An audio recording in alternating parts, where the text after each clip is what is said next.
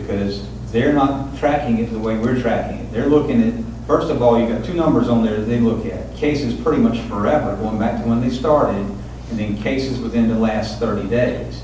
Now, we know that a case within the last 30 days, the time period somebody is supposed to be out for that is 10 days.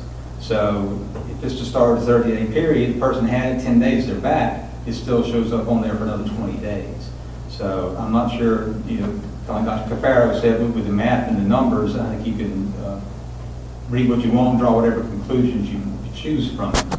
But what we're doing with this dashboard here is that Ms. Milton and her staff are working very hard every day, and they're getting the numbers of staff people who have tested positive, and then the ones who have to quarantine. That's where our contact tracing comes in. And her office does a wonderful job with that too, along with our nursing staff. In the schools, the nurses are primarily handling that, and the same thing is that identifying the ones that are positive, then get into contact tracing.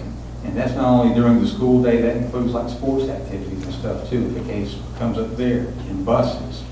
That activates our notification system that we send out, and we've got several letters. They all have DHEC language in them, so that if a case turns up positive in a school, the letter goes out to the parents. If it's in a classroom, a specific letter goes out to the parents of the students in the classroom. If somebody's been identified as a close contact, there's a separate letter for that.